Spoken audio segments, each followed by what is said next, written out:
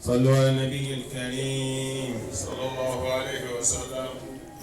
ربنا تفسيري ونيوني رمضان ọjọ́ kọkàndínlógún ọdún 1442 tó ṣe déédéé ọjọ́ kìíní oṣù karùn-ún ọdún 2021. a ó tẹ̀síwájú pẹ̀lú tafsirul Qur'an nínú suratul hajj aya 52 Quran chapter 22 verse 52. ọlọ́run ó bá ní ìbádà fún wa ẹlọ́jà àgbàgbé bá ti máa sọ fún wa gbogbo àwọn ẹni fóònù ẹ jẹ́ ká fi sí silence àbí kí a pa bàbá sì fẹ́ dáhùn kọ́ọ̀lù ẹ jẹ́ ká dìde kúrò láàrin jàmá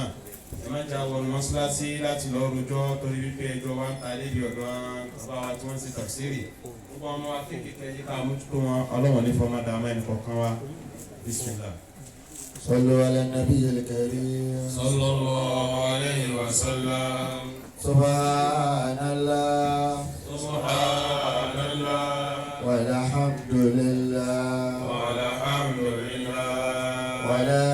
إله إلا الله ولا إله إلا الله.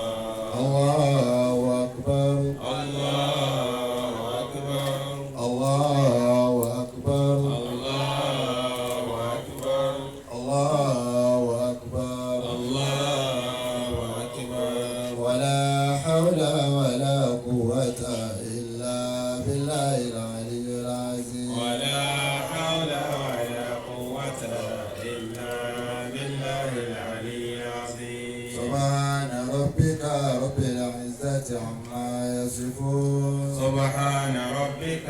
رب العزة عما يصفون وسلام على المرسلين والحمد لله رب العالمين وسلام على المرسلين والحمد لله رب العالمين. صلوا على النبي الكريم صلى الله عليه وسلم. أعوذ بالله من الشيطان الرجيم. بسم الله الرحمن الرحيم. أعوذ بالله من الشيطان الرجيم بسم الله الرحمن الرحيم فإذا قرأت القرآن فاستعذ بالله من الشيطان الرجيم. وإذا قرئ القرآن فاستمعوا له وأنصتوا لعلكم ترحمون إنما المؤمنون الذين إذا ذكر الله وجلت قلوبهم وإذا تليت عليهم آياته زادتهم إيمانا وعلى ربهم يتوكلون. لو أنزلنا هذا القرآن على جبل لرأيته خاشعا متصدعا من خشية الله وتلك الأمثال نضربها للناس لعلهم يتفكرون. بسم الله الرحمن الرحيم. وما أرسلنا من قبلك من رسول ولا نبي إلا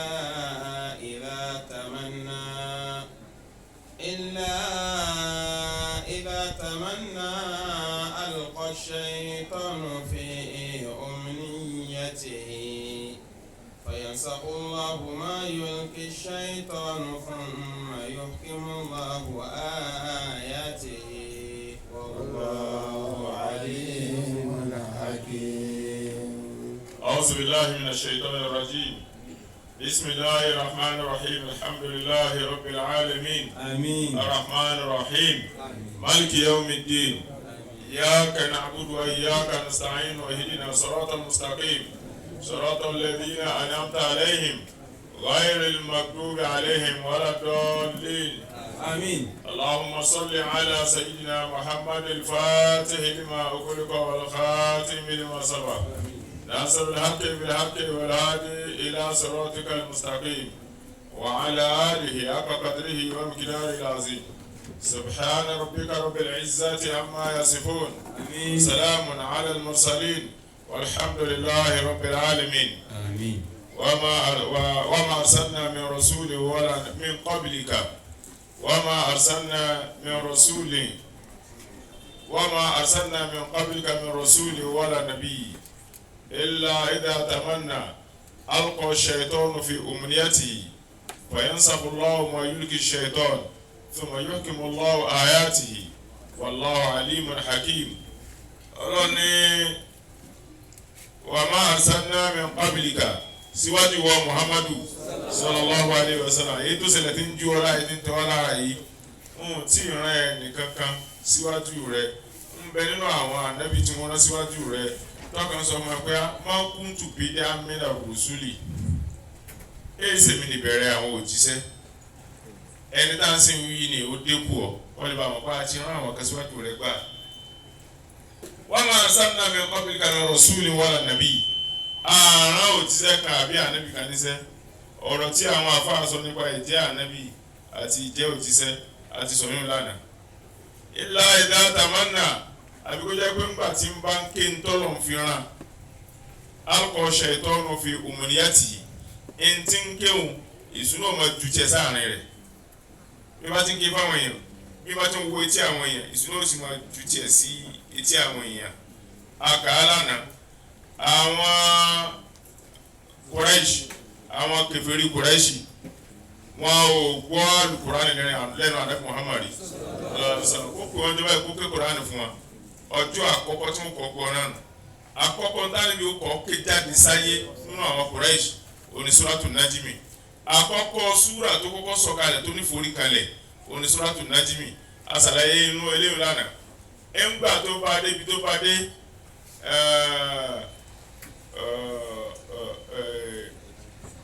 تلك إذا قسمة الجزاء ونجم إذا هوى ما ضل صاحبكم وما غوى ما ينطق عن الهوى إن هو إلا وحي يوحى علمه شديد القوى ذو مرة فاستوى وهو بالأفق الأعلى ثم دنا فتدلى وكان قاب قوسين أو أدنى فأوحى إلى عبده ما وحى ما كذب الفؤاد ما رأى أفتمارون ولا ما رأى على ما يرى ولقد رأوا نزلة أخرى عند سدرة المنتهى عندها جنة المأوى إذ يغشى سدرة ما يغشى ما زاغ البصر وما طغى ولقد رأى من آيات ربه الكبرى أفرأيتم اللات والعزى ومناة الثالثة الأخرى ألكم الذكر وله الأنثى أفرأيتم اللات والعزى ومناة الثالثة الأخرى ibẹ̀ ńlá nábì bàdé sallallahu alayhi wa sallam tí àwọn káfíìrì fi ti kí tí wọ́n bọ̀ tilkal garani kòlòwòlá wà á nà shafa'atuhunna la turtaja wọ́n fi àyà méjì tí wọ́n fi bọ̀. báà nábì tí wàá forí kalẹ̀ sallallahu alayhi wa sallam bẹ́ẹ̀ ni gbogbo àwọn káfíìrì náà àwọn náà forí kalẹ̀ wọ́n ní má dáhà alihatana qabla al-yawmi má dáhà bẹ̀káyẹ̀ alẹ́ àtàrà kọ́pìlà lẹ́wọ̀n kò sí ẹ̀yìn dáadáa lórí àwọn ẹbọ wa tá à ń ṣe síwájú òní kò sí bẹ́ẹ̀ rí òní tó wá sí ibo tí forí kalẹ̀ àánú forí kalẹ̀ ẹ̀yìn àwọn mùsùlùmí lẹ́nu gbogbo àwọn mùsùlùmí lẹ́nu forí kalẹ̀ pẹ̀lú ọ̀gá àwọn ànábì Muhammad sallallahu alayhi wa sallam àwọn káfíìrì náà tán lánàbí sọ̀gá àwọn àná wà forí kalẹ̀ ẹ̀ ń wá yẹ àwọn mùsùlùmí lẹ́nu pé èyí ṣe wọn Umayyah ibn Khalaf ó ní iná ńlá yàrá dùbòrí abadan àwọn wọ̀nyí tẹ́yẹ̀ bá forí kalẹ̀ yóò wá rúdi òkè yóò borí lọlẹ̀ èmi torí kíni gbogbo tí wọ́n ká ẹ̀kọ́ tí tó kí n forí kalẹ̀ ó wá bu yẹ̀pẹ̀ ó fẹ́ra wájú rẹ̀ pé tẹ́yẹ̀ bá sírí òkè tán tẹ́yẹ̀ bá ń wo gbogbo wájú ẹ̀ tó forí kalẹ̀ ẹ̀rí yẹ̀pẹ̀ ńbẹ̀ wájú tèmi náà ẹ̀rí yẹ̀pẹ̀ ńbẹ̀. tọ́ báyìí ni wọ́n ṣe kíní náà wá dá àwọn ànábì díẹ̀ sallallahu alaihi wasallam kápẹ́ mi mo ṣiṣẹ́ jẹ́ ni àbí kíni torí tí ń bẹ nínú òfin àwọn òjíṣẹ́ Ọlọ́run nǹkan mẹ́rin ni asídìkù gbogbo ẹni tó bá jíṣẹ́ Ọlọ́run ó gbọ́dọ̀ lódodo àlàmánà ẹni tó bá tó jíṣẹ́ Ọlọ́run ó gbọ́dọ̀ nífọkàntá àtàbùlíìgù ìjíṣẹ́ dópin òsì tó gbọ́dọ̀ di lọ́wọ́ tí òfin ní ìjíṣẹ́ dópin bí wọ́n bá láìkì rẹ̀ lójú àmì ibi tọ́lọ́run bá ti ní kó sọ fún apá tán sí ò dáa ìláìkì tí wọ́n láìkì rẹ̀ ò gbọ́dọ̀ di lọ́wọ́ tí wọ́n bá yé tirẹ̀ lójú àmì ìbẹ̀rù wípé wọ́n mọ̀ lè pa mí kò gbọ́dọ̀ di lọ́wọ́ láti ṣe Ọlọ́run àtàbílígù alfa táwọn ẹlẹ́ẹ̀kẹrùn ló sì gbọ́dọ̀ pọ́n dáadáa ẹni tí ó bá ti ṣe Ọlọ́run gbọ́dọ̀ pọ́n dáadáa òjíṣẹ́ tó lọ́n bá rán èyí náà ló tẹ̀lé àwọn àfa mẹ́rẹ̀ẹ̀rin yóò gbọ́dọ̀ mú sí ara àfa tó bá ti mú ọ̀tọ̀ fi lè jíṣẹ́ fún lówó tálíkà náà tó bá fi tó bí mú ọ̀tọ̀ fi lè jíṣẹ́ fún tálíkà déédéé tọ́ jẹ́ fún tálíkà tọ́ ní tọ́ gbà lọ́wọ́ rẹ̀ ó yẹ kó lè jẹ́ rúurú náà fún lówó tí ń fún ọ ní nǹkan bọ́lá ti tó gbé kalẹ̀ nù ìkíni náà wà nù alẹ́ bí gbá ó ló ti wá rí báyìí kíkẹ́lẹ́ àwa pé mo fẹ́ gbà lọ́wọ́ káfìrí nǹkan méjì ni wọ́n mú ẹ̀dẹ́ wọn fi parọ́ ojú àtọ́jú kòkòrò tí ẹ bá ní tí ẹ fẹ́ gbà lọ́wọ́ yẹn kò ní lè sòótọ́ fún tẹ́yìn bá ní pa tí ẹ fẹ́ gbà lọ́wọ́ yẹn tó bá wọlé pé eléyìí mọ̀lẹ́ hàmí lè mọ̀ kò ní pé ní kò ní lè sòótọ́ fún ewu ni kákó wà lára mi èmi mi Muhammadu mbẹ sallallahu alaihi wasallam inú rẹ̀ wọ́n bàjẹ́ ọlọ́ọ̀ni má banújẹ́ wọ́n máa sẹ́nẹ́ mi kọ̀bílà mi nàbí mi rasuli wàrà nàbí àti ìran òtísẹ́ kàṣíwájú rẹ̀ àti ìran ànábì kàṣíwájú rẹ̀ ilà ìdá àtàmánà àdúgbò jẹ́ pé n tó ṣẹlẹ̀ sí ọ ti ṣẹlẹ̀ sí gbogbo àwọn tó ti rán pátá ó ti ń ṣẹlẹ̀ sí wọn bọ̀nù ìwọ ni ó mọ̀ abanújẹ́ sí ọ ṣiṣẹ́ jẹ́ mọ́dà wọn ara rẹ̀ ìdá àtàmánà tí òtísẹ́ bá ti ń jíṣẹ́ báyìí àlọ́kọ́ ṣàìtọ́nù fi òmùníyàtì iṣẹ́ ti ń jẹun èso ó sì tún máa ju tiẹ̀ sáàrin rẹ̀ ìlà ìdá àtàmánà àlọ́kọ́ ṣàìtọ́nù fi òmùníyàtì fàyàn sákòlá ọmọ yòókì ṣàìtọ́nù ntí èsù wá jù sí àárín iṣẹ́ tí ń jẹun ọlọ́run gbà sẹ́pẹ̀ tó mọ yóò kí mo lọ́wọ́ àyàtì ọlọ́run wà á ṣẹ̀ṣẹ̀ mú ọ̀rọ̀ rẹ̀ tó fẹ́ kó sẹ́wọ̀n yóò ìdájọ́ rẹ̀ tó fẹ́ kó sẹ́wọ̀n yóò fi rinlẹ̀ tọ́lọ́ bá wá gba ẹni tó dáa bọ́lá ọlọ́run ó gbà sí ẹgbẹ́ ọ̀tún ní abẹ́gbẹ́ òsì ẹgbẹ́ òsì ni ó gbà sí gbogbo tí o bá dá láyé ẹgbẹ́ òsì ìwọ náà ọwọ́ rẹ̀ ọ̀tọ̀ ọwọ́ rẹ̀ òsì kí lọ́ọ́ mi ń ṣe ṣebí ọ̀fin kò gbẹ́ ni ọ̀fin fọkùn sẹ́kùn àti gbẹ́dá ọwọ́ rẹ̀ tó kí ọ̀fin ṣe ọ̀fin jẹ́ ẹ̀rẹ́sì ọ̀fin jẹ́ ọ̀fin jẹ́ àmàlà ọ̀fin mutí ọ̀fin ṣe gbogbo tó dáa ṣé ẹ̀yàn tó ọ̀fin ṣe kò dáa tọ́lọ́ ló bá gbà tí ò dá lọ́dọ̀ rẹ̀ ẹgbẹ́ òsì ni ó gbà sí ẹ máa wo ẹgbẹ́ òsì wà sáàbù ṣìmáàlì má àsáàbù ṣìmáàlì ẹ máa wọ àjọ ẹgbẹ́ òsì kí n tiẹ̀ ló lè mú ọtọ́ fún ẹgbẹ́ òsì في سجن معدودي في سموم وامم وسلم يا مؤمن لا بارد ولا كريم ẹgbẹ́ tó ń gba síhun ẹgbẹ́ tó ń gba síhun olùfi sàmúmi wọ́n máa bẹ nínú bògì tó gbóná wà hàmúmi kàrà pé tóòrùn bá pa wọ́n tóòrùn mú wọn tóòrùn kọjú òrùn sí wọn ẹ̀dá sásì bògì tí wọ́n bá débẹ̀ ó gbóná tó fi náà ti sábọ̀ lọ wà hàmúmi bó o láwa ṣe báyìí ọ̀nà ọ̀fọ̀ èèyàn mọ̀ ti lẹ̀ pọ̀ èèyàn mọ̀ fẹ́ lè sọ̀rọ̀ mọ̀ gbogbo ẹnu èèyàn mọ̀ ti gbẹ̀ èèyàn mọ̀ kù wá hà mọ́mọ́ mi ọlọ́wà gbogbo ẹ gbómi fún wọn tó wọn mú tí wọ́n bá tó wá mú omi báyìí omi gbígbóná ni omi gbóná méjì náà ni tó wọn bẹ̀ omi gbóná kan wà tó bá gbé lọ́ba yọ̀ lé mọ̀ ọ̀kan bẹ wọ́n bá fọ́ ọ̀kan báyìí ọ̀họ́ ni sọ̀rọ̀ ètò ìpínlẹ̀ ọba gbé lọ́tọ̀ ọba tọ̀ lé mọ̀ ó gbóná tèyí tó gbé lọ́tọ̀ ju ọ lọ́wọ́ lọ èyí tí ò ju ọ lọ́wọ́ èyí tó ju ọ lọ́wọ́ ò gbóná tó tómi bá hó ẹkùn sínú abọ́ ẹ wá gbé abọ́ lọ́wọ́ ẹni ká da omi tó ń sínú abọ́ ẹ jùlẹ̀ kíákíá ọ̀hún ó bò ṣùgbọ́n ẹgbẹ́ lẹ́nu rọ́bà lọ́wọ́ yìí ẹni ká wọ́n máa dá ásìdì sí ẹ̀ lè máa lọ́wọ́ ṣùgbọ́n tó bá yẹ dé orí àwọn ó ṣòro ju omi gbóná tó hó lọ méjèèjì náà lọ́wọ́ àpẹẹrẹ fún léyìí mu ẹ̀fún léyìí mu. ọlọ́ni fọyẹ́sàfùlọ́ ọmọ ìlú ṣẹ̀tọ́n èyí tẹ̀sùn ti ju ẹ̀hún yóò gbàṣẹ́gbẹ̀ òsì ẹgbẹ́ ìṣòwò gbàṣẹ́ kò ní wẹ́sì o àwọn ọmọ ìgbé òsì mú kàhán ni tí wọn yóò kí mu lọ àyà tí ń gbọ́sẹ̀ pẹ́ gbé ọ̀tún náà láti fi kọjú sí ní fáwọn èèyàn sọ̀rọ̀ sallallahu alaihi wasallam yóò kí mu lọ àyà tì àwọn tí ń kọjú sí àwọn mùsùlùmí táwọn ẹlẹgbẹ́ ọ̀tún ọlọ́wà pé tí mo fẹ́ kó ṣẹlẹ̀ ní tí ó bá wá le jù bẹ́ẹ̀ lọ ẹ̀mí wọn ò ní ṣéèkì torí pé ará ìgbé ọ̀tún ni wọn. wallahu alimun hakim ọlọ́run ní tó bá ti máa rí bẹ́ẹ̀ wallahu èmi ọlọ́run alimun mo nímọ̀ púpọ̀ ìmọ̀ yé mi sí yányá tí ọlọ́run bá kún yàn nímọ̀ ó kún ní ìmọ̀ tí wọ́n náà kó háyà tààrà pòfẹ́sọ̀ ní bọ̀ á wà béèrè pé níbi kíni fíìdì rẹ̀ àbí tábìlì náà kọ́ táwọn náà prọ́fù ní bọ̀ tó bá ṣe ti mẹ́sìn ọ̀gáànù gbogbo aláṣẹ báyìí sí pòfẹ́sọ̀ níbi mẹ́sìn tó bá ṣe lọ́ ọ̀gáànù aláṣẹ báyìí sí tó bá ṣe kíníkà ọ̀gáànù létí ìlú pòfẹ́sọ̀ kàláyé kápẹ́ sọ́ọ́rí bí mẹ́sìn pòfẹ́sọ̀ ló gbà sọ́ọ́rí bí building pòfẹ́sọ̀ ni sọ́ọ́rí bí mẹkáníkà pòfẹ́sọ̀ ni sọ́ọ́rí bí lọ́ọ̀ irọ́ ni kò tí ọlọ́run ti dà mẹ́tí gbìyànjú tó ọlọ́run ti dà ṣe wá rí níbi lọ́ọ̀ Muhammadu pòfẹ́sọ̀ ni ọ̀gá pòfẹ́sọ̀ ni níbi lọ́ọ̀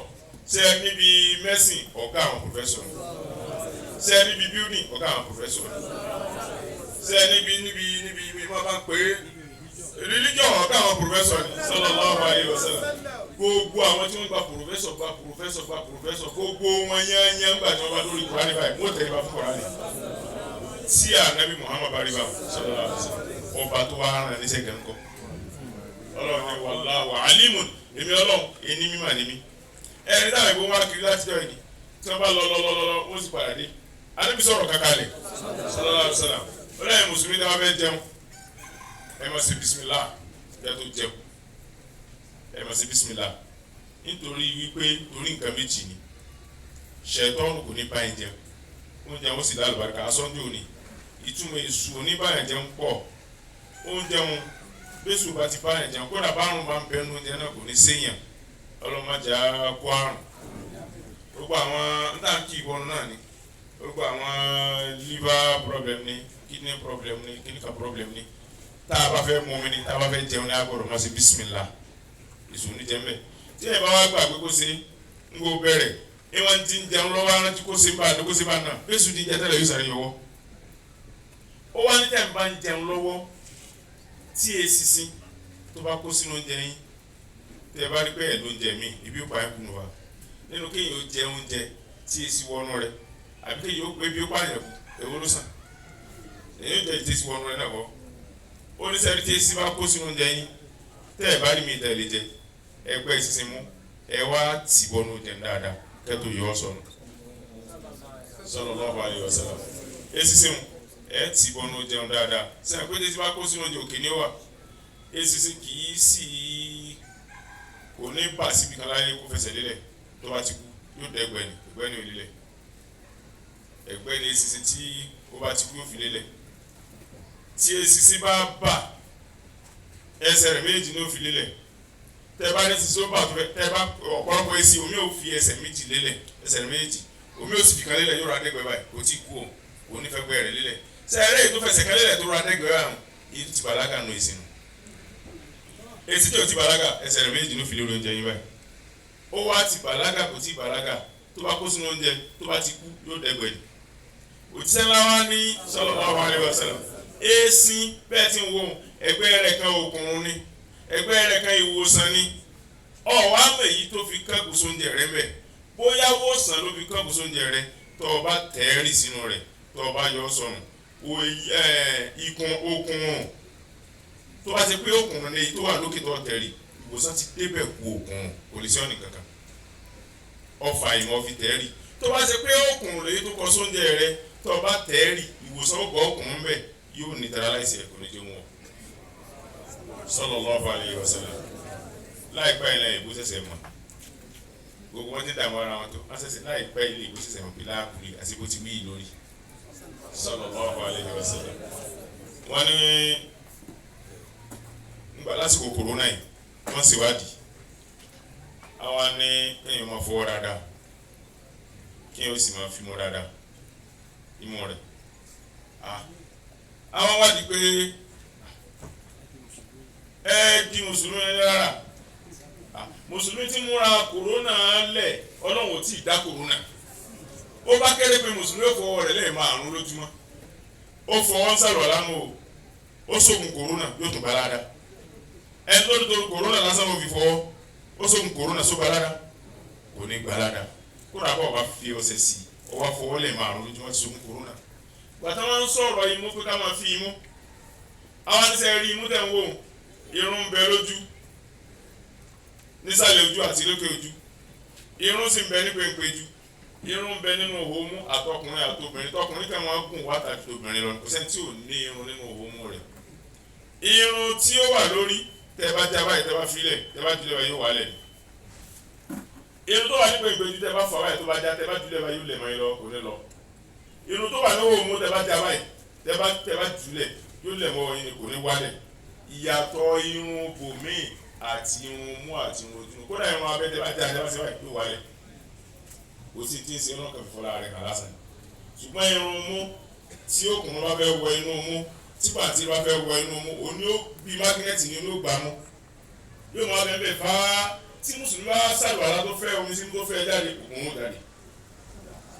àwọn ìgbọ́dọ̀sẹ̀ wa wọn irun orí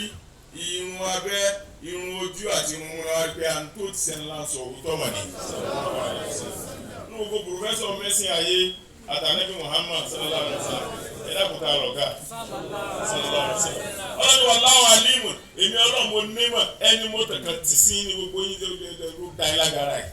lẹ́ẹ̀rí báyìí.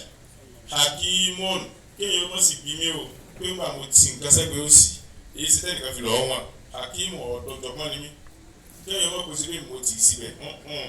dédé tó fà tó fi kún àwọn òun ló mọ̀. ẹlòmíì ọmọ adájọ́ tí o ṣe yóò mọ̀ pé ṣe bí ẹ bá mutí tẹ́ bá lọ́wọ́ mutí wọn ntí ọlọ́run bá ṣe nìkan ò lè ṣe ọlọ́run tí jẹ́ fílẹ̀ kò lè ṣe ọ̀run o tọ́wọ́ bá lọ́lọ́ ni òjò fọtí lẹ̀ nínú àyà kan ọlọ́run ní wáyé dá fún àlùfá àìṣàdá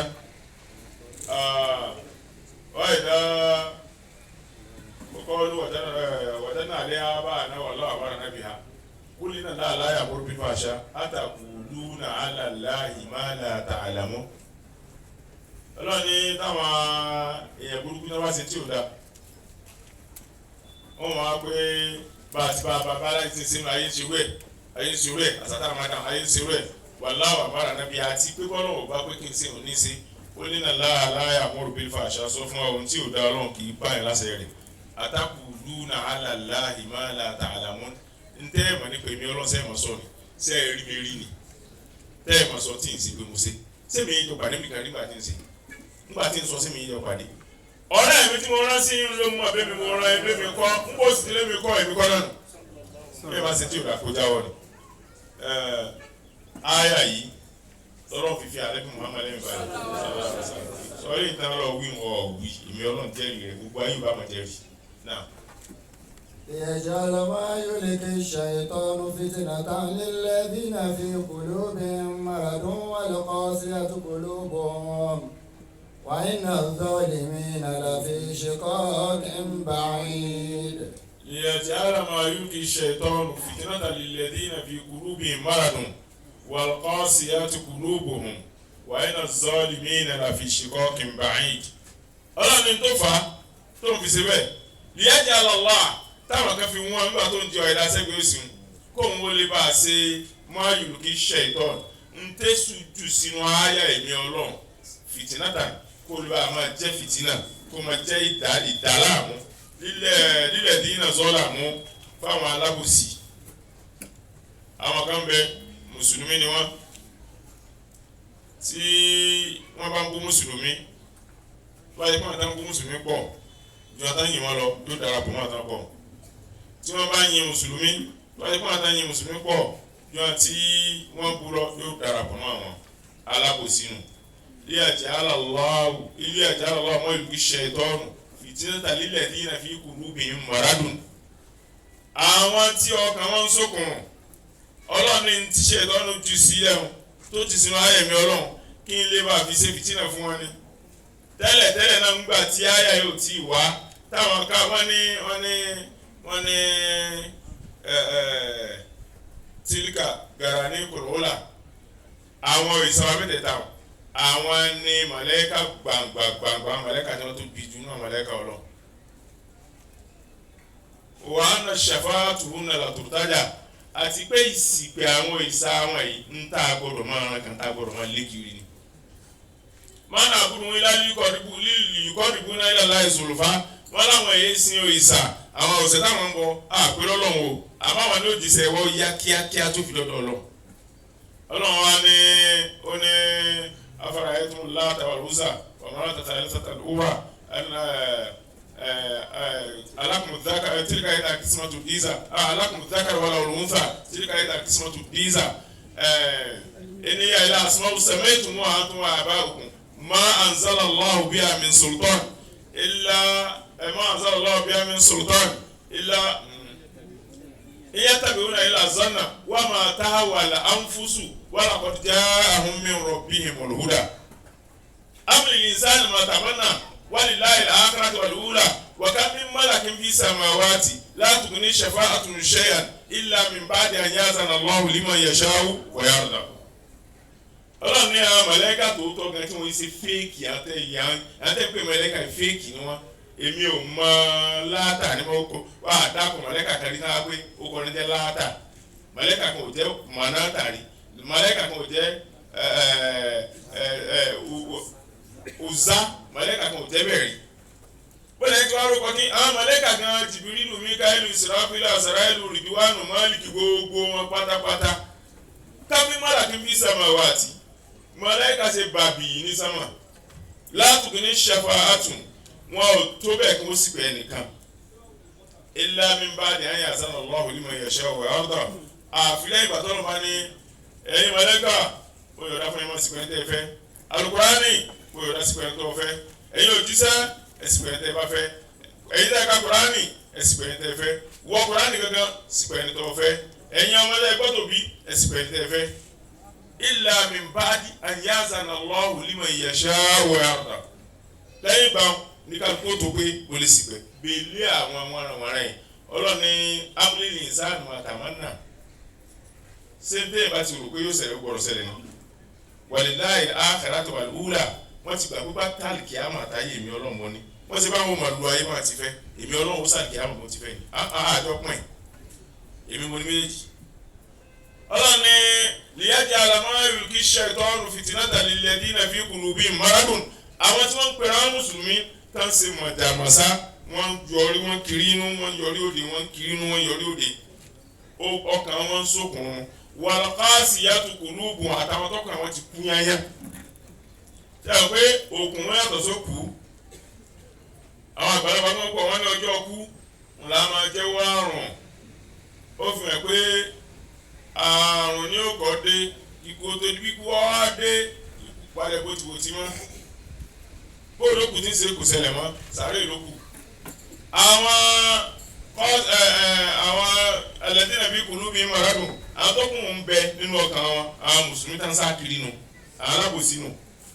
wal-qasiyatu qulubuhum àtàwọn tí ọkàn wọn le gan tó le kókókókó àwọn tó kàn wọn ti kú yẹn nù káfíìrì wal-qasiyatu qulubuhum wa inna az-zalimina lafi shiqaqin ba'id wa inna az-zalimina ọlọ́run ní sọ̀rọ̀ àwọn alábòsí sẹ́yìn ẹni tí ń lọ tí ń bọ̀ ẹni tí ń lọ tí ń bọ̀ àjọ kírun ni lásùbà ńgbà tí ilẹ̀ ẹjọ́ àjọ kírun ìrun ṣáì ní lálẹ́ bí bá ti ń délé báyìí yóò tún pẹ́ wù ọ́ tó ń lórí òkè wọ́n jọ sèṣin ní dàárọ̀ tílẹ̀ bá sì ní wọ́n báyìí àtúnjọ kásùbà ni tó bá tún lọ ọjà tó dé tá bá tún jọ kíṣáì yóò tún lórí òkè alákòsí sámúnù ẹ tó wá ní sẹ́ẹ̀ wọn ò ní ṣe ìsìlámù ẹni tí ń lọ tí ń bọ̀ yìí ìyàtọ̀ wọn pẹ̀lú ẹni tí ì ṣe mùsùlùmí òní wípé tó bá lòun túbá àní ṣẹ̀ṣẹ̀ wẹ̀ tẹ́ ẹ bá pè ní kírísítẹ́nì abẹ́ pè lẹ́sìn mi yóò yàrá pé mùsùlùmí ló ń sẹ̀ abẹ́sìn bàbá sọ́ọ̀sì ọ̀tá ọlọ́ni kò dìkílẹ̀ ara rẹ̀ kò mọ ibi tí ń lọ. bẹ́ẹ̀ sì ni bàbá kan ó ní òwà má dàrú illa laylatun wa naharuha wa man nasu illa mu'minu wa mukaththibu wa in anta lam tu'min wa lam takun kafiran fa aina idhan ya amikon nasi tadhhabu. òwà má dàrú kò sí ti ń jẹ́ ìgbà illa laylatun wa naharuha àforú kan àtọ̀sán kan oníjọ́jọ́ ayé wa man nasu illa mu'minu wa mukaththibu kò sí ti ń jẹ́ ìyàláyè méjì náà níbẹ̀ láyé nínú kọjá múmi ní mùsùlùmí kọ̀sí tó pààrọ̀ pé àní ìgbà Muhammadu gbọ́ irọ́ ló pa fọ́tínà sallallahu alaihi wasallam. wàá iná tà lámùtù mi tí wọ́n ò bá wá jẹ́ múmi ní wọ́n lámùtẹ́kùn kafiran tí ọ̀ sì jẹ́ káfìrí ọ̀ ń wá mọ́sálásí ọ̀ ń lọ sọ́ọ̀sì. a sì ń dá bá ti rí sàpọ̀ tún tá a rí sàpò sí ìsá ti tán ìsàkúsà ló kù tó àti wá dábìrì àti múmi ní ìgbà kìíní ìgbà kejì ìgbà kígbà ẹ̀mú ló kù ìgbà òfò ló kù ìgbà tí balùkùn wáyé náńtà láti òmìnira wà látàkùn kẹfìrà ọ jẹ́ mùsùlùmí ọ sì jẹ́ kírísítẹ́nì wọ́n pè kírísítẹ́nì ọ̀yarí ọ sì lọ sọ́ọ̀sì wọ́n lọ ṣe mùsùlùmí ọ̀yarí ọ sì lọ sọ́ọ̀sì tó fàáyé náà yìí dàní àmì kọ̀ náà ṣe tàdá àbò ìwọ́tọ̀ ọ̀gbọ̀tún èèyàn yìí ìgboro afẹ́ lọ gan ẹnìkan kúnjó ní nìbàdàn àwọn afẹ́ sì kú rẹ̀ àwọn afẹ́ àti wù ẹ́ tán wọ́n ti wú e lásán fúnfún wọ́n wá pé ta làwọn ẹlẹ́gbẹ́ bá dé náà bá ní emílẹ́nsì wọn àwọn abẹ́ sìnkú ni òkúta ní olùkọ́ alájí ẹ dákọ̀ ẹ̀kọ́ mi ní sẹ́yìn lọ ẹ̀yìn ẹ̀ lòkú ni àbáwá wọn làwọn làwọn lòkú àwọn là lòkú alẹ́ yìí kẹ́ ẹ̀ lòkú kéèyàn fi burú fún wa fún àwọn là lòkú wọ́n yà ẹ̀ rí eyín mẹ́ka lẹ́nu rẹ ni ẹ̀ẹ̀mejì ló lọ mọ́ka á sì tẹ eyín mẹ́ka tẹ eyín mẹ́ka tẹ panu yín mọ́ ó lọ mọ́ka lẹ́ẹ̀mejì ó tó ìwá ilé dì ó ju 1000 lọ ẹ lọ tù kó nu 1000 ẹ wọ́n tó kù ẹ dákọ̀ ẹ̀kọ́ òkú tí ẹ bá gbé nǹkan wọn náà bá gbé òkú lọ mùsùlùmí sì ni aláàjì lẹ́yìn mẹ́ka lẹ́nu ó dà ìwé ìròyìn gbé nǹkan ní dàpọ̀ ẹ̀ àwọn ọmọ rẹ lọ kóòtù wà rìn kóòtù àwọn tó ní àmùsọ̀nbẹ adájọ́ tó lọ bá kóòtù sólò sínú ẹgbẹ́ títa ni ó dá kí mùsùlùmí wọn sí ìrìn ẹgbẹ́ ó jẹ́ tọ́lọ́run ò sí wà láàyè ọgbọ́n ò lè ṣe ọba tó ní agbára ju gba ayé lọ tó sì gbọ́n ju gba ayé lọ ó ní mo yín náà rẹ́ lẹ̀ ọba ní wà láàyè kò sí tí ó sẹ̀ pásítọ̀ ni ó yin òkè ọkàn tẹ́ni ọjọ́ ṣe sùúrù ọlọ́run tó ló yin lẹ́nu kàlẹ́ ọkàn kọ́kàn dì mú tó wá sí pé ìgbàgbọ́ rẹ̀ ọ̀dọ̀ pásítọ̀ ló wà di kírísítẹ́nì yányá àbọ̀dá sí tó wá sí pé ọ̀dọ̀ ìgbàgbọ́ rẹ̀ ọ̀dọ̀ Muhammadu ló wà bí mùsùlùmí yányá ẹnìkan wọ́ ọjà sí ṣùgbọ́n pé lórí òṣùwọ̀n tó bá yẹ pé tajé ìbáni tó bá yẹ pé torí tajé rẹ̀ fẹ́ sẹ́sìn wàláhì Ànábì lọ́gbà mú tó bá yẹ pé tálíkì àwọn rẹ̀ fẹ́ sẹ́sìn wàláhì Muhammadu lọ́gbà mú tó bá wá ní ọ̀ sí wà mọ̀ lọ apá ọtí ṣe sùúrù má wà tó nígbà bá wà tán ọ̀wà bá mi dá wa wal-qasiyatu qulubuhum àti ẹni tí ń ṣe mọ̀tàmọ́sá yà alábòsí ni wal-qasiyatu qulubuhum ẹni tí ó ṣẹ̀sìn páà tó ní káàtó nílòhùn alábòsí ni ṣùgbọ́n àbòsí kan jù kan lọ àtàlábòsí kékeré àtàlábòsí ńlá wà zọlímínà wà ẹ̀nà zọlímínà láfi shiqaqin ba'id wọ́n ti ń bẹ nínú ìfara wọn yá ti pẹ́ wọ́n ti dáyà ti pẹ́ wà mọ́nà àsìlámù mímọ̀ ìfitara alàláì kẹ̀díbàn ẹ̀sọ́ ẹnìkan tẹ̀lé láyé tó ti àbòsí tó tó ẹni tí ń parọ́ mọ́ lọ ẹ̀sọ́ ẹni tó ẹ̀sọ́ ẹni tó sàbòsí láyé tó wá tó ẹni tí ń parọ́ mọ́ lọ tá a ló parọ́ mọ́ lọ ṣe àpẹẹrẹ ẹ̀yìn ní ṣe deformation of character náà wà pé èmi ọkùnrin ní tí ń jẹ ẹ̀sùn kóòtù ó sì fa ẹni rẹ̀ ṣé bẹ́ẹ̀ ni ọlọ́run wá lè mi ìṣègì àwa ní igi ni táwa lọ kóòtù tẹ́mi bá gbé ẹni tó ní igi lọ́lọ́ tó bá gbé lọ kóòtù ò lè dáa tó gbé kóòtù rọ́lọ́run rí ṣùgbọ́n ọ̀nà tó ríra rẹ̀ rí tó dára rẹ̀ mọ̀ tó bá dàgbé àwọn ìmọ̀ dáa èmi lọ ń pè nígi ṣé má pè yá rẹ̀ lásán oúnjẹ òní ọ̀gbìn lọ kóòtù ṣé má pè ọmọ rẹ̀ lásán oúnjẹ òní ṣe bọ́ lọ kóòtù nítorí pé kì í ṣe ń tà pé àbí ọwọ́ pè mí là nígi ọ̀sì àgbákò lónìí ó ṣe rí nù wọ́n mọ̀ àwọn sábà mọ̀ tára àlàyé kẹ́nìbà kò sí ẹni náà tó ṣàkóso láyé tó tó ẹ tó pe ọlọ́run ní tí ìsọ̀rọ̀ wọ́n wà yóò já ilẹ̀ ìsìlámì tá a pè sí ìsìlámù fa olùkọ́ra ní Yorùbá fa olùkọ́ra ní Haúsá fa olùkọ́ra ní Fúlàní fa olùkọ́ra ní Èkó fa èdè wọn ò ti sí dúkọ́ra ti sí nìsín ẹ wàá tún yí ọ náà ọlọ́run ti pè ọ sí ìsìlámù ọ̀dáhùn ìwọ ọlọ́run máa múra rẹ ọlọ́run ní wàá náà zọ́ọ̀lìmínà ọ̀rọ̀ àwọn alábòsí wọ̀nyí àwọn tá ń sin ìsìlámù tá ń tún sin nǹkan míì àbáwọn tá láwọn òsì ìsìlámù pa láfi ṣèkọ́ kẹmbà yìí mo búra pé ẹ̀ wọ́n ti ń bẹ́nu ìyapa tó ti pẹ́ ẹ̀ ṣèkọ́kù nù áyà kan ó ní Suratul Baqara wa in amanu bi mithli ma amantum bihi faqad ihtadaw wa in tawallaw fa innama hum fi shiqaqin fasakfikahumullah wa huwa as-sami'ul 'alim sibghatallah wa man ahsana minallahi sibgha wa nahnu lahu 'abidun ọlọ́ni wàyí ní àmànú olè kọ́ọ̀lù kúnú húdà àwọn nasara tààtà kúkúrú bá lè tìlátà Ibrahim hanifa wà máa kana minal mushrikin àti mùsùlùmí àti kírísítẹ́nì àtẹlẹ́sìn míì tí wọ́n láwọn ń ṣẹ̀sìn pera yín jọ tí ẹ bá wá pera yín jọ tán ẹ wo ẹni tó níwèé ẹ wo ẹni tí ò níwèé àwọn tí ò níwèé ti já ọ̀rọ̀ ya wọn ò níwèé wọ́n ti já fíìkì lẹ́sìn wọn ẹ̀ńsàgbó ò níwèé ìmọ̀ká ò níwèé ọlọ́sùn ò níwèé alágẹ̀mẹ́ni mẹ́ẹ̀ẹ́dínlógún wọn ò níwèé ọlọ́sùn wọn ò níwèé òsàlá òsókó wọn ò níwèé àwọn àtijọ́ àwọn sẹ́gbẹ̀ẹ́ kan ó wá ku nasara àti yahudi àti mùsùlùmí àwọn ni kúrú húdà àwọn kan ní jẹ́ yahudu jẹ́ baptist àwọn nasara tàbí kó jẹ́ christian tààtàdú òun lẹ́ fi mọ̀lẹ́ wà lójú ọ̀nà kó lè balẹ̀ ẹ má sọ báwọn mẹlata Ibrahim hanifa ntẹ́wù ni wípé ẹ má ṣe Christianity ẹ má ṣe Islam àmẹ́ wà lójú ọ̀nà Ibrahim ànífà Ibrahim dúró déédéé ṣe gbogbo ala bìlífù bẹ́ẹ̀ wọ́n mọ̀ káàdé mí nànú ṣìrìkì àti já àwọn ẹlẹ́bọ ti pẹ́ torí Ibrahim ìṣẹ̀lẹ̀bọ àwọn ẹlẹ́bọ ò lè pé Ibrahim mọ́ra wọn àwọn táwọn sẹ́sìn dáa ní Ọlọ́run ló ti ṣe sí wa àwọn náà la pé Ibrahim mọ́ra wa wọ́n kà bọ̀ wọ́n wá ní wàá ní àmà ní wọ́n bìbí fìlè má àmà tó ní kúnnù àkọọ́lù kúnnù dáwọn náà sára tààtàdù kúlù lámìlẹ́tà Ibrahim ànífà wákàtí mí nànú ṣìrìkì kúlẹ̀ آمنا بالله وما أنزل إلينا وما أنزل إلى إبراهيم وإسماعيل وإسحاق ويعقوب والأسباط وما أوتي موسى وعيسى ونبيون من بعده لا نفرق بين أحد منهم ونحن له مسلمون فإن آمنوا بمثل ما آمنتم به فقد اهتدوا tí wọ́n bá lè gba ọgbà àwọn iṣẹ́ náà ti kọjá wọn tí wọ́n bá lè gbà wọ́n kọ́ bẹ́ẹ̀ yìí ṣe gbà wọ́n kọ́ tí wọ́n dá Jésù nìkan yọ kó nìkan làwọn gbàgbọ́ bákan ní ìtajà wọn ti mọ̀nà wọ́n yẹn tàwa láwò tí wọ́n bá láwọn ò ṣe bẹ́ẹ̀ fàyínàmà wọn fi ṣìkọ́ọ̀kì tó ń dákọ̀ níhìn ó ti dákọ̀ síwájú fàyínàmà wọn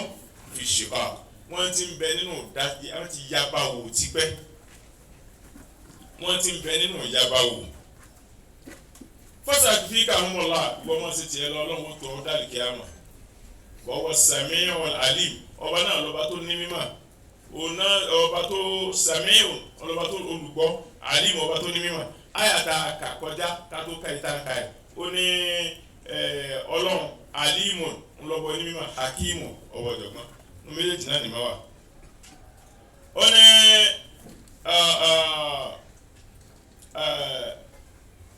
ليجعل الله ما يلقي الشيطان فتنة للذين في قلوبهم مرض والقاسية قلوبهم وإن الظالمين لفي شقاق بعيد àwọn alábòsí wọ́n ti ń bẹ nínú ìyàkó lójú ọ̀nà Ọlọ́run bàáyìdù ní ìyà tó ti jìnnà lọ réré mo sínú ìsìtọ́ Ọlọ́run tẹ́lẹ̀ náà. وليعلم الذين أوتوا العلم أنه الحق من ربك فيؤمنوا به فتخبت له قلوبهم وإن الله لهادي الذين آمنوا إلى صراط مستقيم. وليعلم الذين أوتوا العلم أنه الحق من ربهم فيؤمنوا به فتخبت لهم به قلوبهم وإن الله لهادي الذين آمنوا إلى صراط مستقيم. Ọlọ́run ní méjì lọ́rọ̀ tó ń sọ òun ti da ọ̀rọ̀ àwọn káfíìrì nù tí ò bá ní dànù ni ááyà tá a ní wọ́n fi kún un tí wọ́n ní ááyà tó jáde lẹ́nu ànábì ní sallallahu alaihi wasallam tí ó sì jáde lẹ́nu ànábì ẹ̀yìn jàmọ́ ń dò lẹ́ gbọ́ ááyà náà rí láyé tá a lẹ́rí tí ń ka Suratul Najm tó wá kárí láyé tá a lẹ́rí tí ń pìtàn Al-Qur'an tó wá pa ìtàn náà mọ́ pé ááyà kan bẹ tó sọnù láàrin rí àkárí tó bá wá tiẹ̀ sọnù náà ó yẹ ká lè pìtàn pé ááyà báyìí sọnù sẹ́ẹ̀rí Suratul Ahzab gbogbo alamọ súra náà kúrú kò gùn rárá nínú àwọn súra tó fẹ́ kò tiẹ̀ fẹ́ mọ̀ tó wọn sí gan ó kúrú kò gùn àmọ́ súra náà bó ti rí òun ó dọ́gba pẹ̀lú Suratul Baqara tàbí kò jù ú lọ tẹ́lẹ̀ súra ó dọ́gba pẹ̀lú Suratul Baqara tàbí kó jẹ́ pé ó ju Suratul Baqara rẹ̀ tẹ́lẹ̀ bí wọ́n sì pìtàn rẹ̀ náà Ọlọ́run wá rí rẹ̀ ló gbé ní ló mú ìkú lọ sánà ẹ̀wọ̀n tí Ọlọ́run fi ṣe bẹ́ẹ̀ nígbà tó lọ́ọ́ sọ Kùránì kalẹ̀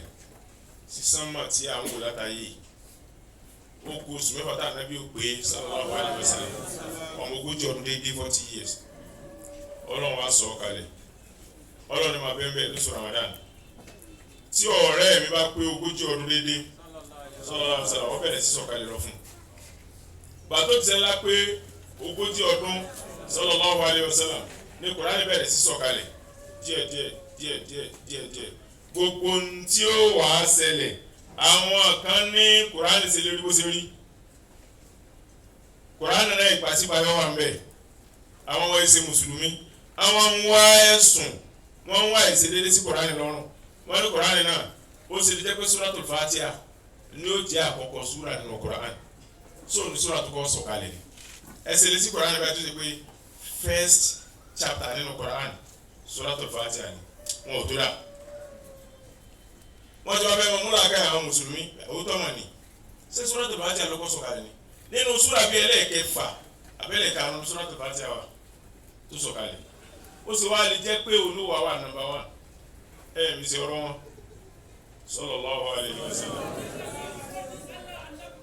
sallallahu alaihi wasallam bí Kùránì ṣe wà gángan látọ̀dọ̀ Ọlọ́run tó sọ sí bẹ́ẹ̀ lẹ́rí tó sì wá títò hàn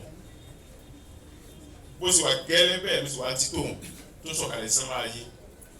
ìṣẹ̀lẹ̀ tó bá wá ṣẹlẹ̀ tó bá ṣẹlẹ̀ tí Ọlọ́run yóò ṣẹlẹ̀ tó bá ṣẹlẹ̀ tán ń sọ àyà ìkalẹ̀ ló mú kí súrà tó sọ̀kalẹ̀ kú Suratul Fatiha ó sọ̀kalẹ̀ kú Ya ayyuhal mudaththir ó sọ̀kalẹ̀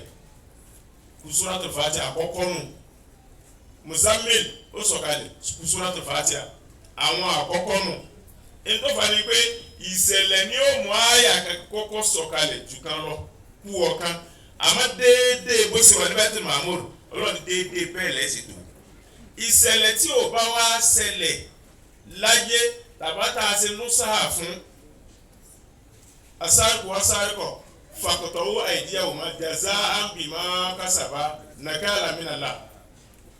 àyà Kùránì ni ó ní asárikù asárikọ̀ ó lè lọ́kùnrin àti lóbìnrin faqta'u aydiyahuma ẹgbẹ́ ọwọ́ méjèèjì jaza'an bima kasaba ẹ̀san tá a méjì sínú nakala minallah ó sì jẹ́ ìjìyà látọ̀dọ̀ náà àyà Kùránì ní tẹ́ bá ka Kùránì láti Suratul Fatiha àdínàṣe ẹ̀ lè bá mẹ́ Ọlọ́run ṣe nú sáà fún kíkà rẹ̀ ó sì fi ìkẹ́ráàrù ó ṣe fún ìdájọ́ rẹ̀ ẹ máa mú ìdájọ́ ń lọ àwọn kíkà rẹ̀ wọ́n yọ kò sí tó ka ẹnìkan pẹ̀lú èèyàn àwọn tí Ọlọ́run ní ìdìbò Kùránì ó ní àbí òní òní dẹ́gbẹ́ àmọ̀ pé bí Kùránì ti wà ní sánmà ń ló wà ní títò lọ́wọ́ wáyé ó ní wípé Kùránì so mọ́ra wọn ni láti Suratul Fatiha tẹ́bá ti kà á nílẹ̀ báyìí tí sóra tó wà wájú rẹ̀ tí ó wù yóò sì mọ́ sọ fún yín tẹ́bá ti kà bá kọ̀rọ̀ kalẹ̀ tẹ́bá ti kà á nílẹ̀ àwọn àyà tó parí rẹ̀ hàn tí sóra ti ń bẹ níwájú rẹ̀ ó wù yóò sì mọ́ sọ fún yín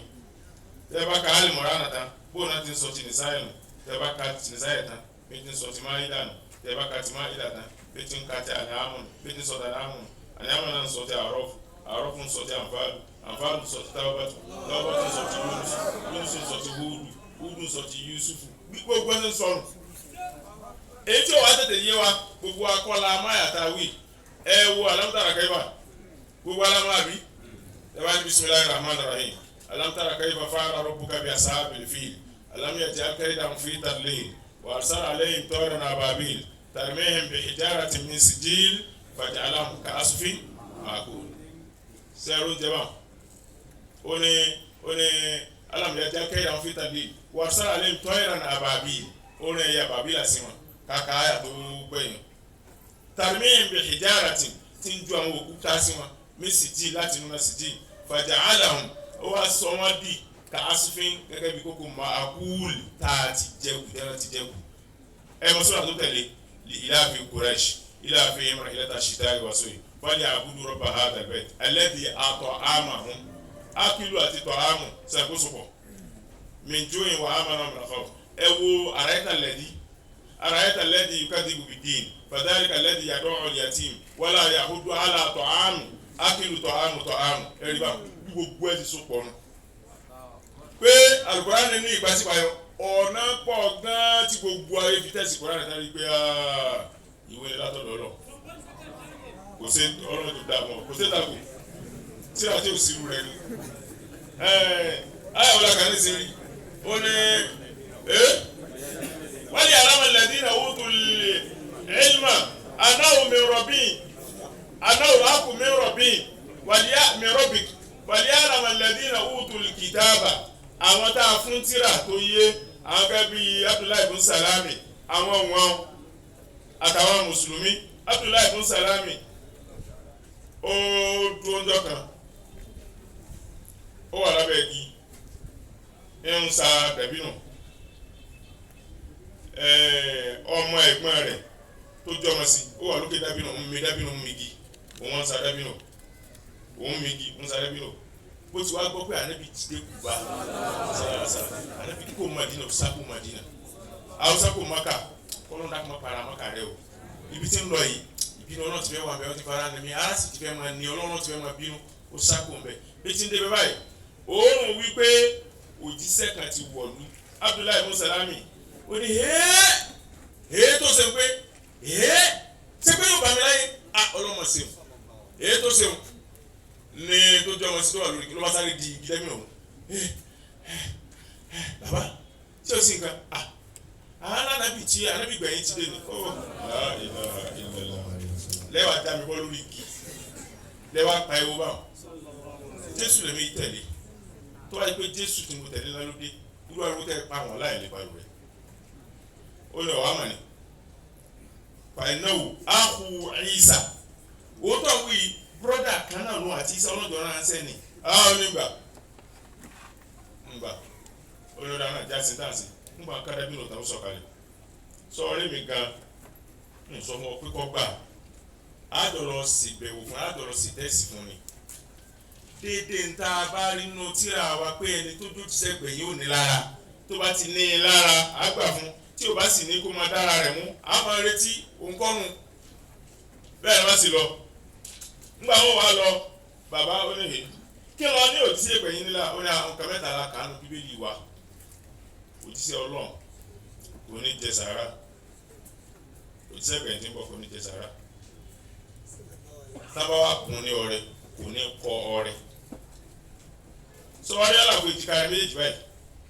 wọn ò fi làálì kọ́ sí wọn sì wọ́n kọ́ sí ẹran ara rẹ ló yí ipò lórí tó wá kọ Muhammad Rasulullah sallallahu alaihi wasallam olórí náà wá kọ kò wá gbó ẹran náà wọ́n sì kẹ́kẹ́kẹ́ bí báyà wá sí mìíràn ti kẹ́kẹ́kẹ́kẹ́kẹ́ ọ̀rọ̀ méjì ní mímí lára níbi bẹ́ẹ̀ ọ̀gá ìjìká rẹ báyìí àti báyà rẹ sallallahu alaihi wasallam sẹ́yìn mọ́ni nítorí tó báyìí lọ́nà sallallahu alaihi sẹ́yìn wasallam láti mí a sọ pé bá a ṣe mìíràn tẹ́lẹ̀ tí ó jẹ́ mọ̀ pé bẹ́ẹ̀ ṣe mìíràn ẹ̀yẹ ṣiṣẹ́ wàhálà ọlá pé kò jáde kò jáde pé bá a ṣe mìíràn tẹ́lẹ̀ bá ṣiṣẹ́ wàhálà rẹ ẹ sáré ni o ẹ ṣe wàhálà bẹ́ẹ̀ ti máa mìíràn bẹ́ẹ̀ ṣe mí tẹ́lẹ̀ náà nù ọlá pé kò ẹ́fì kò dáyé mọ̀ ẹ bá mọ̀ tí wọ́n tà sí èyí pé hu èyí pé òun Allahu akbar mímí wa nù ọkàn wa máa ṣe ọ̀sẹ̀ ahad ahad ahad ahad hu ahad hu ahad èyí pé ọlọ́run ọ̀kan ọlọ́run ọ̀kan ọlọ́run ọ̀kan Allahu akbar wọ́n lè wá ní wàá mi ṣe ilé iṣẹ́ bí òbí àbí wọ́n lè sẹ́nìkan náà wọ́n ò bí yẹn dá láyé kó jẹ́ pọ́lọ̀ ń da kó wá ní sàfọ̀mọ́fọ́rọ̀ tó bá ti pé ìṣe ti tipátipá tá à ń ṣe yìí torí téèyàn bá ti ń bẹ láyé ara rẹ̀ ò sí ní tipátipá tó bá ti pé ìṣe ní tipátipá bá ní ọwọ́ náà tó bá ti pé ńgbà tí ìṣe tipátipá tó kó sára rẹ̀ tán sì fi fẹ́ lọ́nà tó kún ọ wà lẹ́nà bó ti wá bí ọ̀dọ̀ ti sẹ́lá báyìí sálàm ló bá náwó tírèsì apẹ ó ti náwó rẹ̀ sí báyìí èyí ti sàpẹ gan ni wọ́n pè Yorùbá mo ti wí ikú yòó tábà ní apẹ agbára táwọn fi jó nǹkan wọ́n pè é apẹ wa ṣùgbọ́n àtẹ ni wọ́n pè tírè lédè Yorùbá ó wà ná àtẹ ó nà sí. Ànábì wa ní sallallahu alaihi wasallam ẹni tó ti tọ́lọ̀ ti fi wájú àtẹ̀yẹ ó ti fi mọ̀ asọ̀rọ̀ àkọ́tàn àtẹ̀yìntà ní àmàdíyàtà ṣé sàrà lọ fún mi ní abọ́ ọkùnrin lọ́rẹ́ bàbá rẹ̀ ni omi rí bá wo ọmọ rẹ̀ lẹ́yìn pé ọ̀rọ̀ ń fẹ́ bàbá sallallahu alaihi wasallam sadaqatan ya Rasulullah sàrà mo fún ọ Ànábì wàsíwà bayna al-fuqara lọ́ọ̀pin láàrin àwọn tálíkà àwọn ìtẹ̀ sàrà owó wọ́n sọ fún bàbá náà pé ó sì pàṣẹ ọ̀kan lógún méjì àti ìlẹ̀gbà náà ó lè tí ìpé kágbà ó lè sojú àkejì òtún lọ ó tún ti àtẹ́sù ti sẹ́lá sallallahu alaihi wasallam sadaqatan àtẹ́ta ni ìyá fúlànù àmọ̀ àdìyàtà ni ṣé sàrà àlọ́ fún mi ni wọ́n arákùnrin àbí ọkùnrin mi lọ́rẹ̀ àdìyàtà ya Rasulullah àwọn ọ̀rẹ́ mo fún ọ kí ṣe sàrà ànábì ní báńgbé ànábì mú jẹ mbẹ sallallahu alaihi wasallam ó sì fún àwọn èèyàn jẹ ó tún wọ ọmọ pé sọrí pé òun nípa tú ọba tí rí ọmọ ti jẹ ọmọ ní ti gbà ní wọn dààmú wọn nàgà ọrùn ní wọn dààmú wọn rìn tìmọ́lẹ̀ Ànábì ní súnmọ́ àyè. Sallallahu alaihi wasallam. Ó wá tú aṣọ rẹ̀ lọ́rùn. Ó wá fẹ́ aṣọ rẹ̀ sẹ́yìn báyìí. Ṣé bí n tó fẹ́ wò ní? Sallallahu alaihi wasallam. Ṣé bí n tó fẹ́ rí ní lẹ́yìn mi? Sallallahu alaihi wasallam. Wọ́n ká wò ọmọ ẹ̀yìn rẹ̀ náà ni ó ní ashhadu an la ilaha illallah wa annaka rasulullah. Sallallahu alaihi wasallam. ليعلم الذين أوتوا الكتاب أو ليعلم الذين أوتوا العلم أنه الحق من ربك. ntọ́jú orí bẹ́ẹ̀ àwọn tá a fún ní mímọ̀ kí wọ́n ó lè bá a mọ̀ pé òótọ́ ni Al-Qur'an látọ̀dọ̀ Ọlọ́run rẹ̀ àwọn ti mọ̀ ńgbà tí àwa mùsùlùmí náà tọ́lọ̀ fún ní Kùránì àwa náà ká lè bá a mọ̀ ìdánwò tọ̀hún àwọn ará ọ̀hún ló ṣe fún ìdánwò eléyìí náà tí káfíìrì tí èṣù fi kíní kan sínú Kùránì tọ́lọ́ sì fi hàn pé eléyìí èṣù ní kí ṣe tèmi ìdánwò inú wa ṣe wù ìdánwò tó ṣe fáwọn àtọ̀hún táwọn kan páàsì náà kan fẹ́ẹ̀lì wá sí rẹ̀ fáwọn náà. ya'lamu alladhina utul ilma káwọn táwọn fún nímọ̀ nínú mùsùlùmí àtàwọn ti kọjá lè ṣe ẹ̀gbọ́n táwọn mùsùlùmí èyí tá à ń sọ yìí. aláwọ̀ haqqu min rabbika kó dodo ní Al-Qur'ani látọ̀dọ̀ Ọlọ́run rẹ̀ ó ní tó fanu tọ́nà fi síbẹ̀ tó bá dọ̀la tu àyà ìbílẹ̀ Sadaqallahu al-aliyyul azim. dáadáa tafsiri Ọlọ́run bá ń bọ̀ ìṣẹ́lá Muhammad ìkẹ́ tó pọ̀ àánú Ọlọ́run tó pọ̀ Ọlọ́run bá ṣe mú ṣẹ́kọ̀ Ahmad Tijani bá ṣe mú ṣẹ́kọ̀ Ibrahim Niasse radiyallahu ta'ala anhuma. Jákun ẹja ṣe bísíláì àkọjákun lè ilá fi fún àwọn bàbá wa Khalifa lẹ́kùn gbogbo ẹ̀mí àlàáfíà ara àti ìtọ́sọ́nà Ọlọ́run ló ń sábà ṣe fún wa. Bismillahir rahmanir rahim laqad ja'akum rasulun min anfusikum azizun alayhi ma anittum harisun alaykum bil mu'minina ra'ufur rahim. حسبي الله لا اله الا هو عليه توكلت وهو رب العرش العظيم. بسم الله الرحمن الرحيم لإيلاف قريش إيلافهم رحلة الشتاء والصيف فليعبدوا رب هذا البيت الذي أطعمهم من جوع وآمنهم من خوف. وقال شيخ أحمد بدوي اللهم صل على سيدنا بسم الله قل هو الله بسم الله الرحمن الرحيم قل هو الله أحد الله الصمد لم يلد ولم يولد ولم يكن له كفوا أحد. ẹni bèrè yìí ó ní ẹ dákun kí ni ìdájọ́ kí àdáni ó máa gbé ohùn sókè lẹ́yìn ìmáàmù ṣé kí ó gbóhùn sókè ni ó dáa jù ní àbí kó dákẹ́. ó dáa kó gbóhùn sókè káyọ̀ ẹni kan náà ni ó ṣẹlẹ̀ tí nǹkan ó fi dòfin nígbà tá Ànábì ń bẹ sallallahu alaihi wasallam wọn yìí gbóhùn sókè làdáni kì í gbóhùn sókè Ànábì mọ̀ pariwo ọ̀jà mọ̀ mọ̀ gbọ́ nígbà náà àmọ́ àwọn mùsùlùmí náà ń bẹ láyé ńgbà náà wọn ò tó Kaduna yìí tẹ̀mọ́ ń gbọ́ jímọ̀gbà náà tí wọ́n bá kí jímọ̀gbà náà tó jímọ̀ Kánò ròdù yìí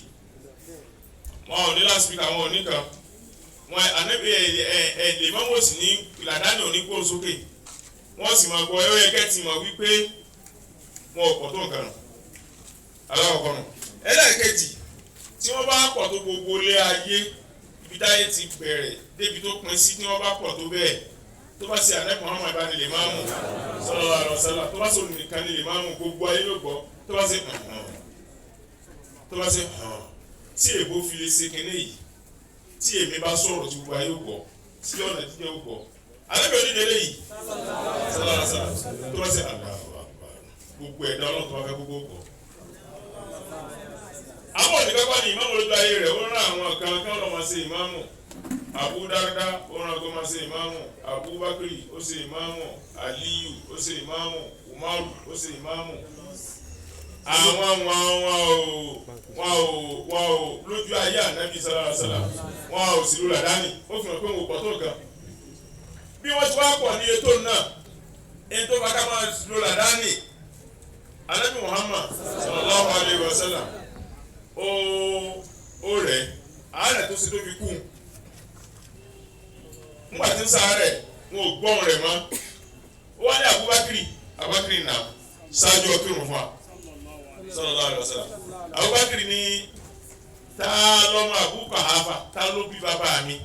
tí ọmọ wa bẹnu tàbí pé mi ń kírun Ànábì tó lẹ́yìn mi sallallahu alaihi wasallam wọn ò ní kí Ànábì ní ṣáájú kọ́ kírun ọ̀gá wa ẹ̀dá kan lóbìnrin tó bẹ̀ anikọ́kùnrin fún amájásí kò lọ ẹ̀dá kan fún oníjìmí ọ̀gá wa ń nílé sí anikọ́kùnrin fún ẹ̀dá kan ọ̀gá wa ń òbí mi dáadé bẹ̀ kò wá kí anábì ní ó dáa máa bọ̀ wá anábì wa dún wájú báyìí ọba tẹ̀lé àjẹmọ́ wa tó lẹ́yìn onìkan ni wọ́n gbọ́ wọn anábì wọn rẹ̀ ti lẹ tó wá ní àlá àgbàkiri wa sọ pé Allahu Akbar bí làdáni ti bẹ̀rẹ̀ mu ohun rẹ̀ ti lẹ ìtàn tí mo wá pa ẹ̀ kò tako ọ̀rọ̀ tí mo kọ́ sọ sẹ́yìn gbádùn mi mo ní tó bá ṣe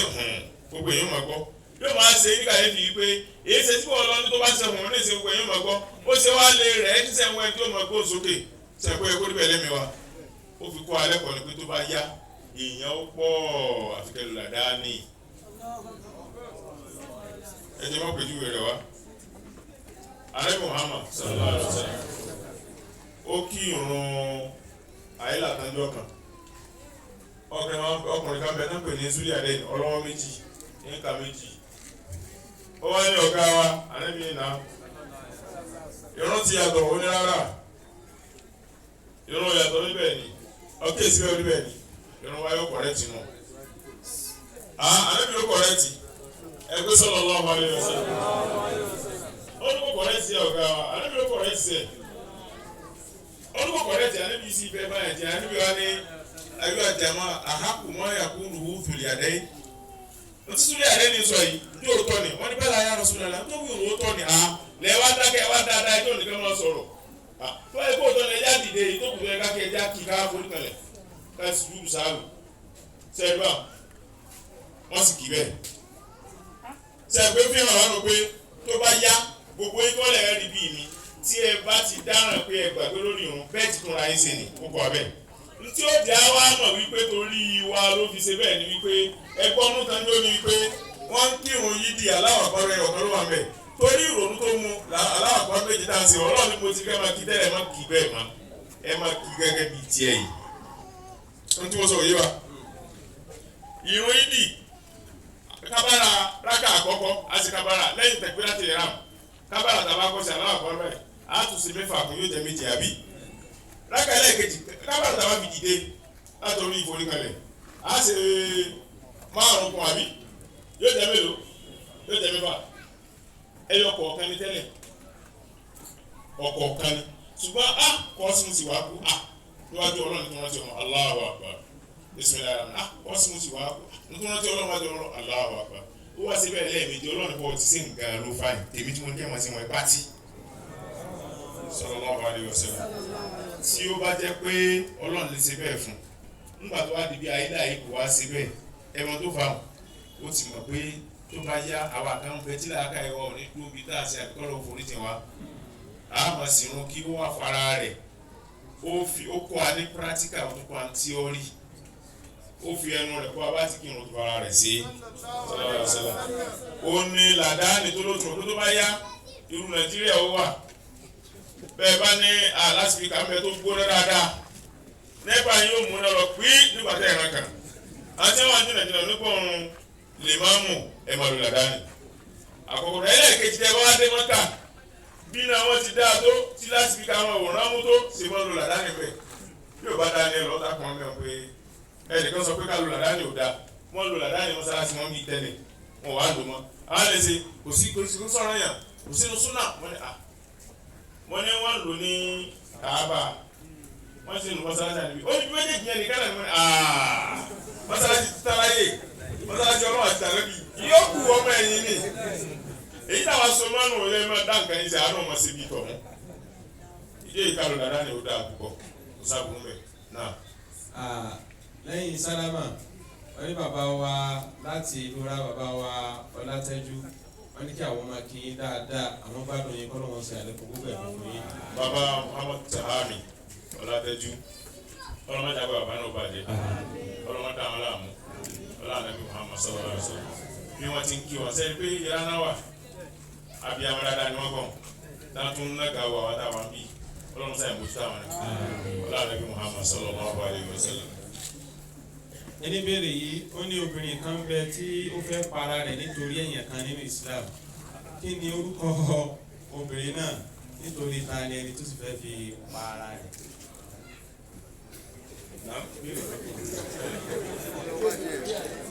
Ayé ó tún ìbéèrè rẹ̀ kọ́. tọ̀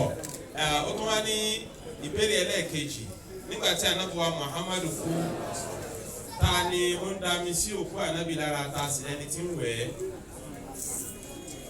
Sallallahu alaihi wasallam. Ẹrú àsọlọ́mọ ànábì Muhammad sallallahu alaihi wasallam àti sẹ́yìn náà lè àwọn mẹ́ta náà wẹ̀ ànábì. Wọ́n wá fẹ́ bú ẹ̀wù lọ́rùn òjíṣẹ́ ńlá sallallahu alaihi wasallam pé ká wẹ̀ ẹ̀wù tó bẹ lọ́rùn rẹ̀ tó fi kú. Wọ́n fẹ́ bọ̀. Àdìwá láwọn gbọ́ ha ti fún kan pé ju aṣọ lẹ̀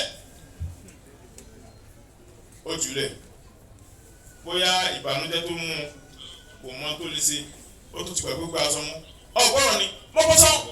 ó ní làwọn bá jùlẹ̀ wọn ò wá mọ bí wọ́n ti ṣe wọn ò mọ bá ti fẹ́ wé ànábì àdìwá ní báyìí láti ṣe sallallahu alaihi wasallam ọ̀gá wa tasọ́tasọ́ ọrùn rẹ̀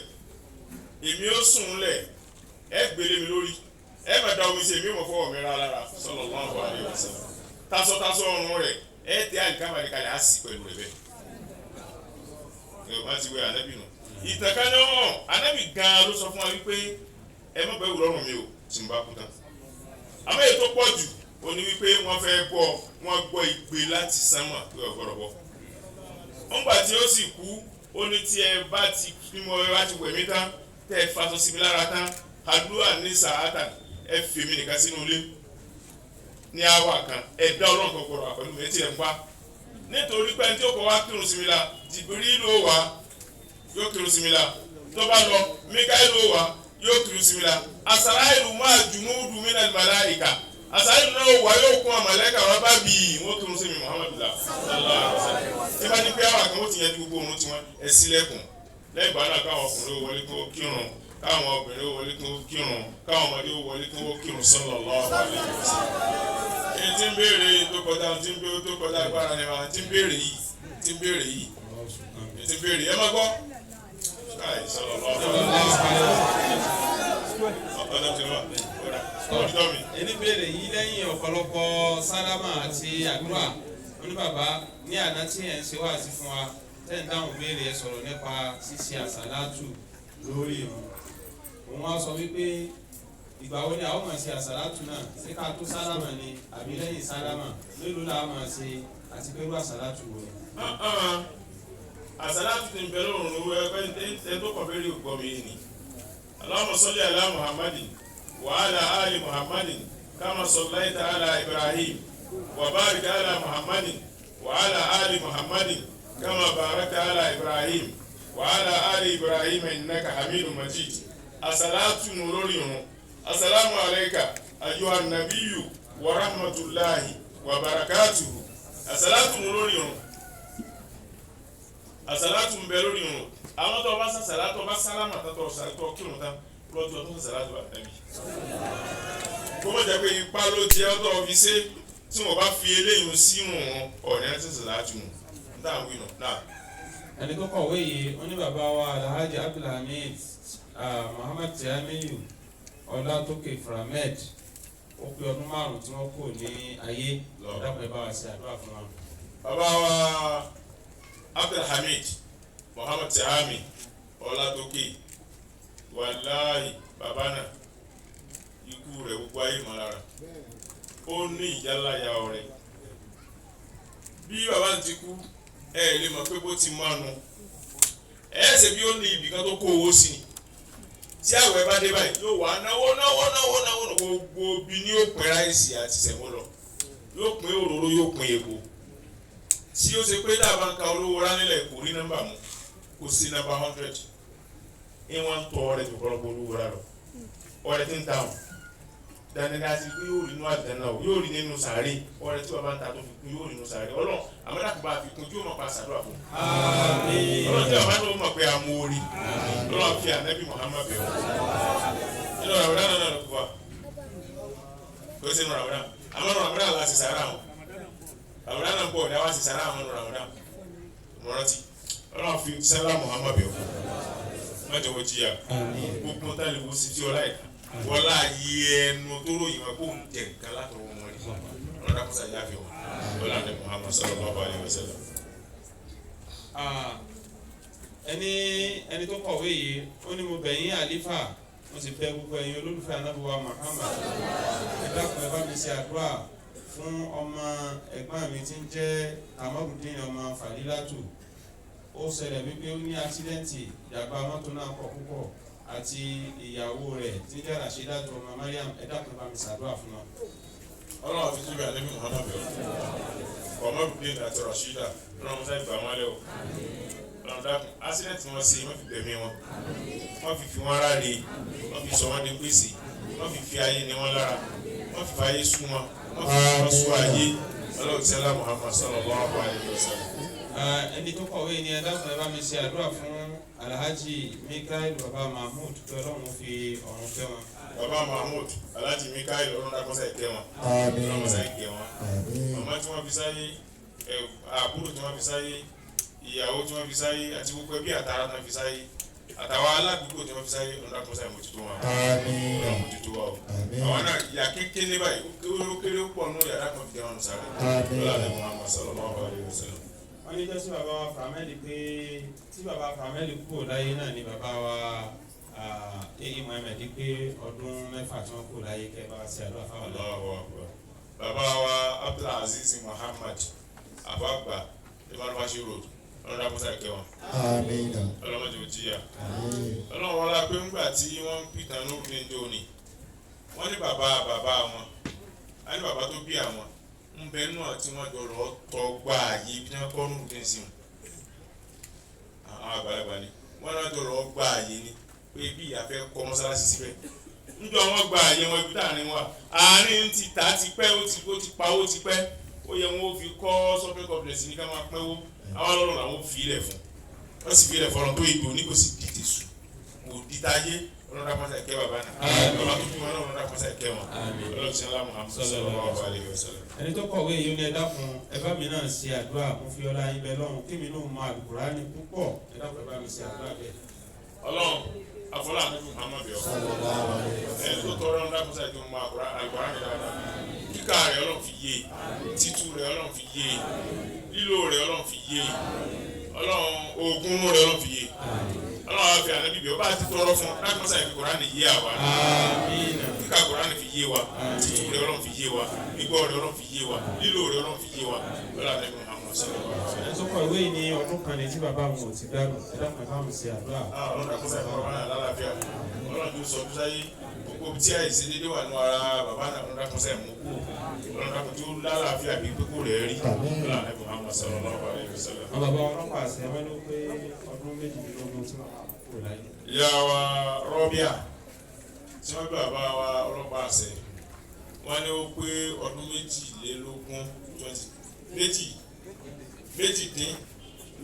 18 years tí ìyá náà jáde láyé ọmọ 18 years méjì wà ní ọkọ nìsí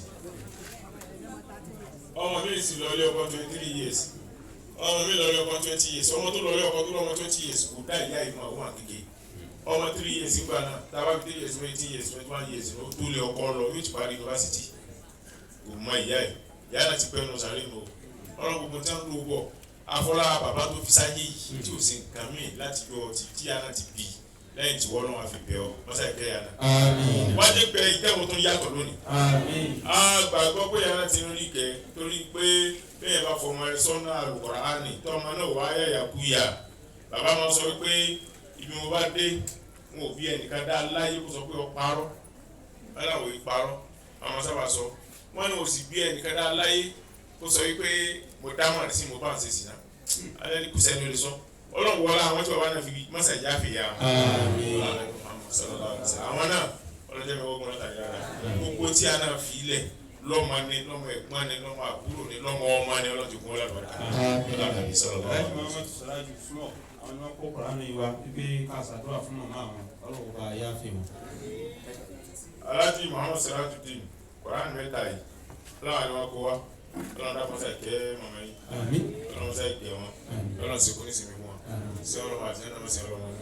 láàrin sọ̀rọ̀ láàrin.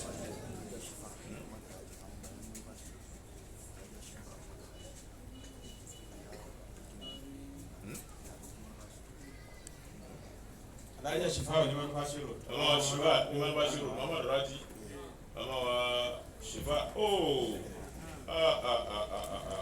ìyá àgbà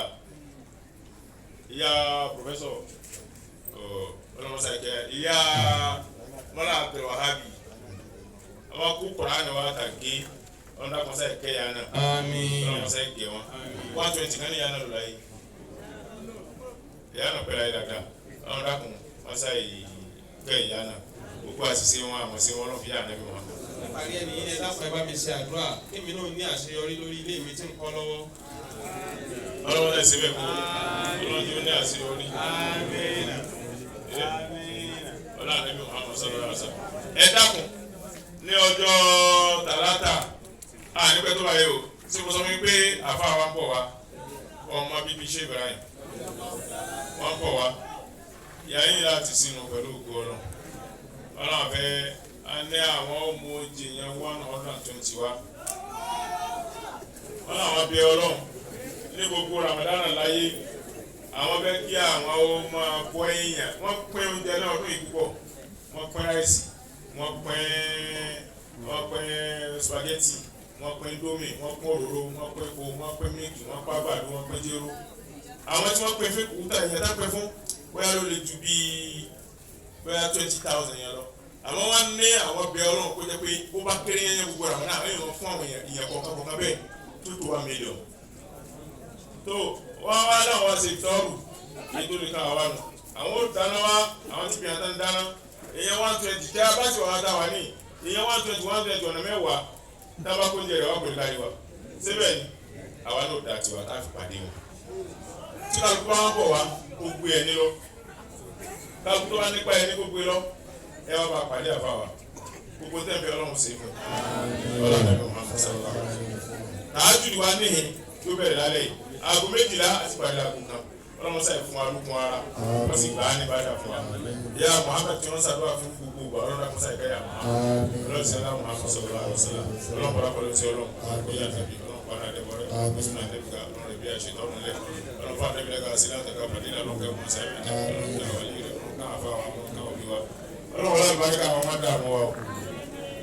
gbogbo bí dàrú ti owó pọ̀tù láyé dákùnrin àti àìsí wa gbogbo ẹ bá tí wọ́n ń dàrú ti ṣe gudugudu dákùnrin àti ètò Nàìjíríà gbogbo olú mùsùlùmí dákùnrin àti ètò gbogbo àgbáyé lápapọ̀ dákùnrin àti ètò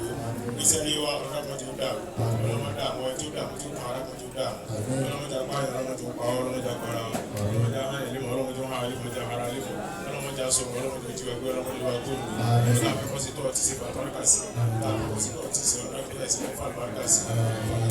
sallallahu alaihi wasallam gbogbo àgbàlagbà dájọ́ sí tafsiri àyà wa tàn bàbá dájọ́ sí tafsiri ọ̀rọ̀ dákọ̀jú òkúrú fún yín ọ̀rọ̀ dákọ̀ọ́sá ìrìn àyẹ́lọ́ ọ̀rọ̀ dákọ̀ọ́sá sọ̀rọ̀ yín bẹ́ẹ̀ ti fẹ́ ọ̀rọ̀ tí mọ́tà ẹ̀ láàmú ọ̀làyà Nabi Muhammad sallallahu alaihi wasallam gbóyè ọ̀dọ́ dájọ́ sí tafsiri ọlọ́mọ bíi àbùkátà yín ọlọ́mọ fara ní mọ́tò tí mọ́tò máyín ọ̀làyà Nabi Muhammad sallallahu alaihi wasallam gbogbo ọmọ kí wọ́n ní ọlọ́mọ dákọ̀jú ó dín yín lọ́sẹ̀ pàtàkì ọmọ tó jókòó lójú láyé ọlọ́jọ́ wọn àmẹ́ ọmọ àmì pàṣẹ pòfẹsọ bẹ́ẹ̀ ní ọmọ òdúdú àmì pàṣẹ pòfẹsọ bẹ́ẹ̀ lọ́dà kò tí olówó lọ olówó ayé lọ sí wọn lọ́dà tí wọ́n nípò àwọn ọkùnrin tó jẹ pírẹsidẹ́ntì àwọn ọkùnrin tó jẹ fẹ́sìlẹ̀tì lọ́dà tó kọ́ ọmọ sọ̀rọ̀ wọn wáyé lọ́sẹ̀lá wọ́n yẹ kọ́ ọkọ̀ alága lọ́dà tó sọ ìjà alábàákà láti sí pẹ̀lú àgbà lọ́dà tó fi àgbà mẹ́ta ló yà àgbà lórí àwọn alábàákà lọ́dà tó sọ pé wọn òkú tó sọ lórí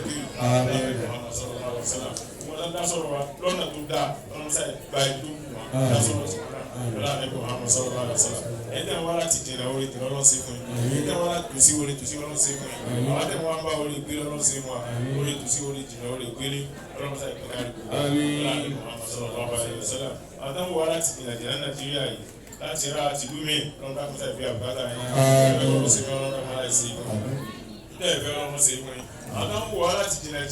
láti lómi láti bí Amẹ́ríkà ní London ní láti gbogbo olú ayé náà ní wà ọlọ́dà kọ́sà ìbí àbúkátà yìí ọlọ́dà kọ́sà ìjà kú ẹrú àtẹrù wálé ọlọ́dà yìí lọ́lá jẹ́ lọ́lá jẹ́ lọ́lá jẹ́ lówó jẹ́ lọ́lá lọ́lá rẹ̀ kò máa mọ̀ sọ́dọ̀ wá wá rẹ̀. àtàwọn aláàmọ́ nínú yọ̀ọ́ ọlọ́dà kọ́sà ìtumọ̀ rẹ̀ láti wọ àwọn ọlọ́mọdé wọ àwọn mọ́tàrà ti dẹ̀ lọ́mọdé ara òní wọn mọ́tàrà ṣiṣẹ́ nira ṣiṣẹ́ wàhálà lọ́mọdé kọ́sà ìfara kẹ̀ wọn lọ́jẹ́ wálé kẹrẹ́ wálé káàkiri káàbọ̀ káàkiri kú oríire lọ́jẹ́ báwa náà nù ọlá àtọ́lá ẹ̀yin ló pé ọlọ́run sì ń fáwa náà ọlọ́mọdé akọ ẹ̀ sí lọ ọlọ́mọdé ló pa àṣẹ tẹ̀lé ọlọ́dẹ kò máa mọ̀ sallallahu alaihi wasallam gbogbo njẹ́ ká tọrọ tá a mẹ́nu bá ọ̀nà kọ́sá ìbá sí Nàìjíríà ọ̀nà kọ́sá ìbá tó Yorùbá Ìgbò Haúsá ọ̀nà kọ́fẹ́ kọ́ ọ̀kadà lóru ọlọ́jà lè múra dúró jáde bára sí pẹ̀lú òótọ́ jáde bára sí pẹ̀lú òdodo jáde bára sí pẹ̀lú ìfẹ́ Kristẹni àti Mùsùlùmí àti ẹlẹ́sìn míì ọlọ́run fẹ́ kọ́ ọ̀kan wa dà lúrú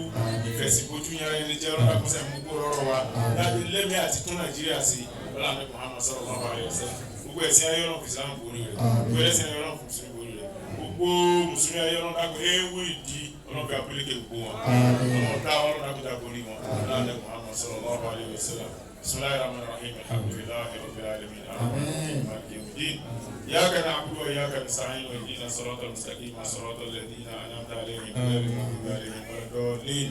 اللهم صل على سيدنا محمد الفاتح لما أغلق والخاتم لما سبق ناصر الحق بالحق والهادي إلى صراطك المستقيم وعلى آله حق قدره ومقداره العظيم سبحان ربك رب العزة عما يصفون وسلام على المرسلين والحمد لله رب العالمين. يا ربنا واسي àwọn ìkíláàsì nínú àwọn ẹgbẹ́ ńlá ọ̀rọ̀ la lápàdé bẹ́ẹ̀. يا ربنا